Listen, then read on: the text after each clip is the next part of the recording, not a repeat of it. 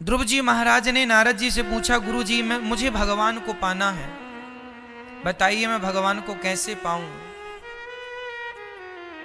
तब ध्रुव जी महाराज ने पूछा तो नारद जी ने कहा, भगवान को पाना है तो इस मंत्र का जाप करो।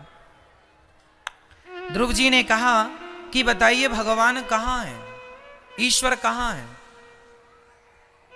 मेरा सवाल आप लोगों से है, मैया मैया बताओ भगवान कहाँ है, कहाँ है मेरी माँ, कहाँ, बताइए भगवान कहाँ है। ये प्रश्न लगभग लोग आपसे पूछते हैं। कई लोग पूछते हैं, क्या तुमने कभी भगवान को देखा है। यदि ये सवाल कोई आपसे करे कि आपने भगवान को देखा है, तो बताइए आपका उत्तर क्या होगा। आपने भगवान को देखा है, बोलो, देखा है आपने, आपने आपने आपने आपने देखा है। जब कोई आपसे प्रश्न करे कि आपने भगवान को देखा है, तो आपका उत्तर क्या होना चाहिए। और सच बताऊं तो ये उत्तर किसी के कहने से नहीं हो सकता। मेरे से आप सवाल कीजिए कि महाराज जी आपने भगवान को देखा है, तो आपने पूछा कि देखा है, तो मैं आपसे ये कहूंगा कि देखा है नहीं, मैं देख रहा हूं। प्रत्येक क्षण में ईश्वर को ही देख रहा हूं, प्रत्येक क्षण में परमात्मा को देख रहा हूं। अब आप कहेंगे कि महाराज जी देख रहे हैं, हमें तो दिख नहीं रहे, कहां है भगवान। तो आपको बताऊं, ये संसार परमात्मा के बिना है ही नहीं। उदाहरण से समझो, जब घड़ा आप देखते हैं तो घड़े में घड़ा होता है या घड़े में माटी होती है। एक्चुअली घड़ा क्या है, क्या है घड़ा, बोलो मेरी मां।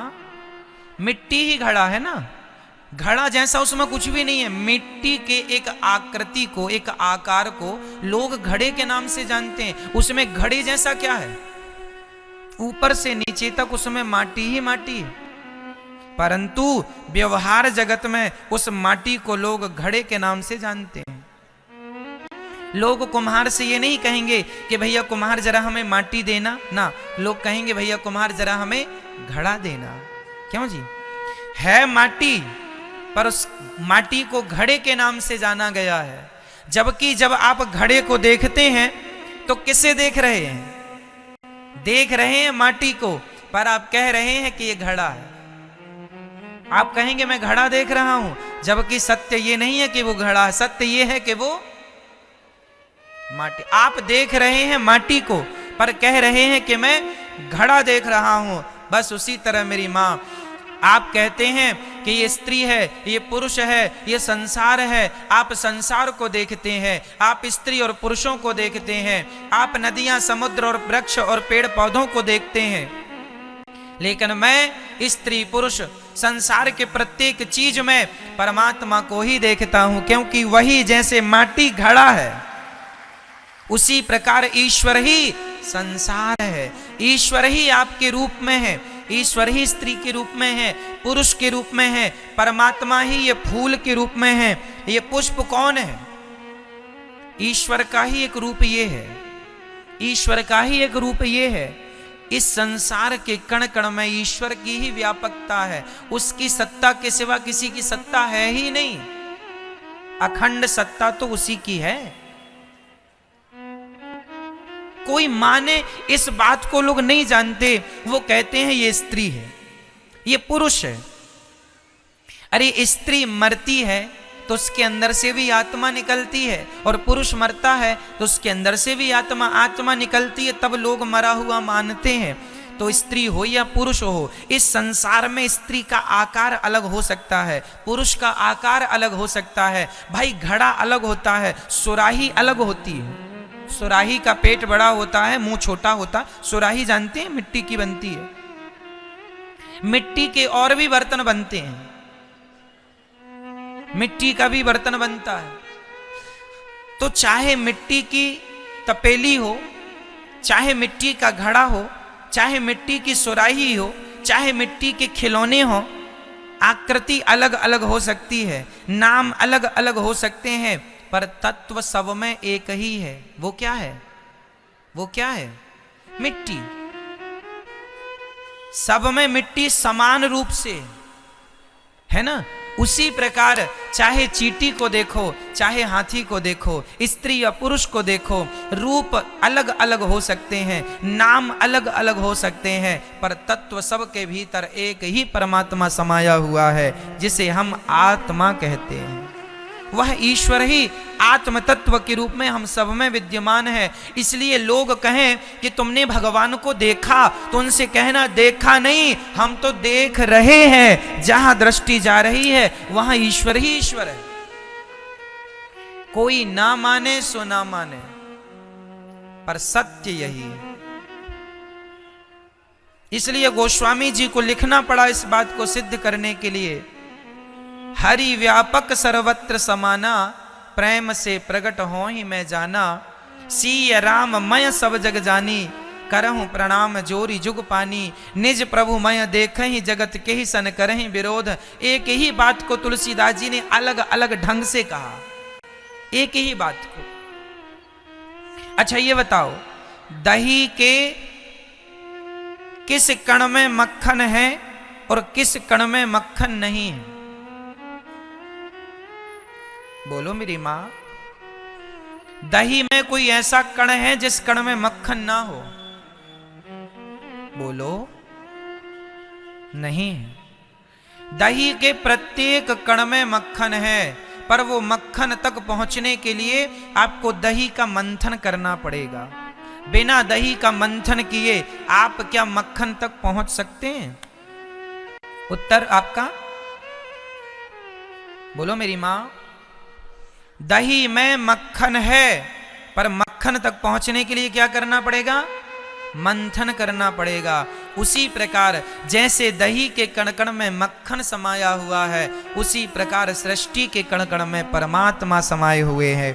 अब प्रश्न ये खड़ा है कि भगवान है तो दिखते क्यों नहीं? भाई साहब दिख रहे हैं, आप एक्सेप्ट नहीं कर रहे हैं, आप स्वीकार नहीं कर रहे हैं। दूसरा, दही के कण कण में मक्खन है, पर मंथन करना जरूरी है। यदि तुम्हें भगवान को प्रत्यक्ष रूप में देखना है तो उसका भी उपाय है। जैसे दही का मंथन करने से मक्खन निकलता है, उसी प्रकार तुम भक्ति करना स्टार्ट कर दो। भक्ति करना शुरू कर दोगे तो तुम्हें अपने आप परमात्मा रूपी मक्खन दिखने लगेगा कि ये परमात्मा है। सब जगह ईश्वर की व्यापकता नजर आने लगेगी। इसलिए मंदिर बनाए जाते हैं, इसलिए मंदिर बनाए जाते हैं। मंदिर क्यों बनाए जाते हैं? इसलिए जैसे हमें पढ़ने के लिए पहाड़ा बनाया जाता है। पहाड़ा उसे कहते हैं जिसमें ABCD पूरा अक्षर लिखा हो, गिनती लिखी हो, उसे पहाड़ा कहते हैं। हमारे यहां पहाड़ा कहते हैं, आपके यहां क्या कहते हैं? पहाड़ा ही कहते हैं। तो मैया, पहाड़े में एक चीज आपने देखी होगी, ए लिखा होता है, उसके नीचे ए के नीचे एप्पल भी बना होता है। ए फॉर एप्पल, है ना? सही है क्या? बी लिखा है, फिर बी के नीचे बी फॉर बॉल लिखा है, बॉल बनी हुई है। क्यों?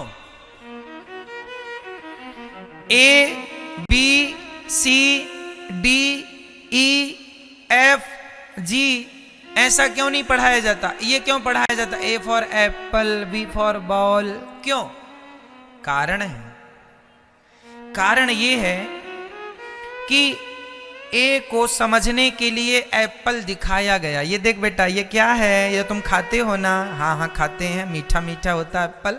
ये एप्पल, एप्पल मतलब ए फॉर एप्पल। समझ रहे हैं ना?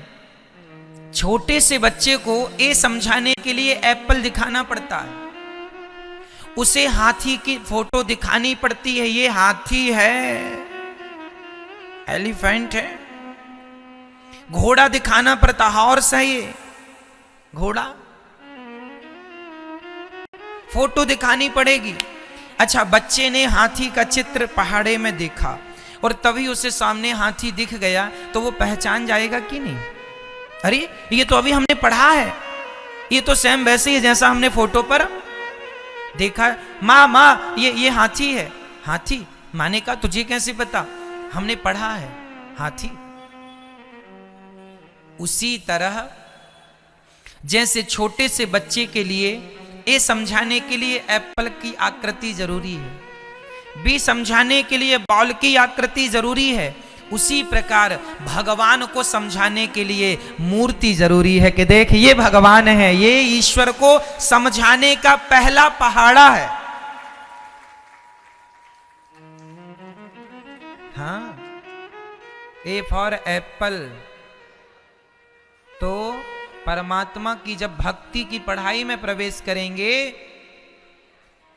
तो आपको यह पढ़ाया जाएगा मूर्ति फॉर भगवान। ये जो आकृति तुम्हें दिख रही है इनकी, ये भगवान है, ये भगवान है। अब आप कहेंगे ये भगवान है? हाँ ये भगवान है। भाई पहाड़े में जो हाथी का चित्र था वो हाथी थोड़ी है। यदि हाथी होता तो हमें और आपको पांव रख के मार नहीं देता? छोटे छोटे बच्चे अपने पहाड़े को अपने बैग में रख के चलते हैं, तो क्या बच्चा हाथी को उठा सकता है? वो हाथी नहीं है, वो हाथी को समझाने का एक माध्यम है।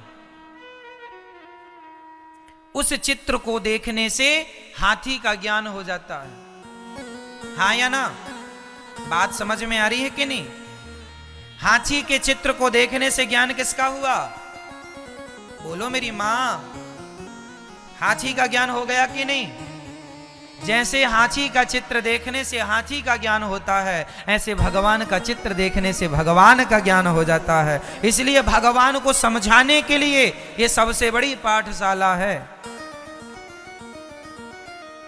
कई लोग कहते हैं कि मूर्ति में थोड़ी भगवान होते हैं, पत्थर में थोड़ी भगवान होते हैं। अरे पगले, भगवान पत्थर में ही नहीं, भगवान तो सब जगह होते हैं। जड़ वस्तु, चेतन वस्तु, हर वस्तु में ईश्वर है, सब जगह वही वही है।